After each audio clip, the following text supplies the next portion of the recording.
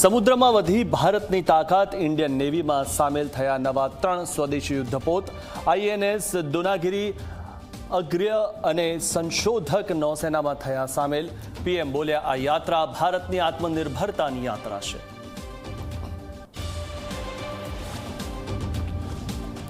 દેશમાં આજે ફરી નીટ યુજીની પરીક્ષા। 5000થી વધુ કેન્દ્રો પર 22 લાખથી વધુ વિદ્યાર્થી આપશે પરીક્ષા। કોઈ પણ ગેરરીતિને રોકવા માટે સીસીટીવી, ડ્રોન સહિતની ચુસ્ત સુરક્ષા વ્યવસ્થા ગોઠવાઈ।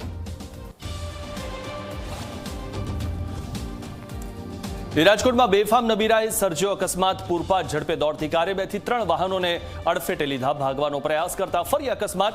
એક વાહન ચાલક ઘાયલ, કાર ચાલક સગીર હોવાની જાણકારી।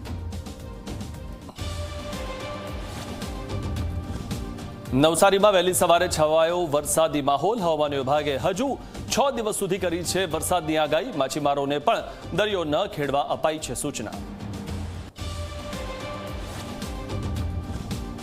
સૌરાષ્ટ્રના તમામ ડેમમાં આગામી 2 દિવસમાં પહોંચશે પાણી। મંત્રી કુંવરજી બાવળિયા બોલ્યા, સિંચાઈ વિભાગમાંથી નર્મદાનું પાણી છોડવાની કરાઈ છે શરૂઆત। જલ્દી જ ડેમમાં પાણી આવશે।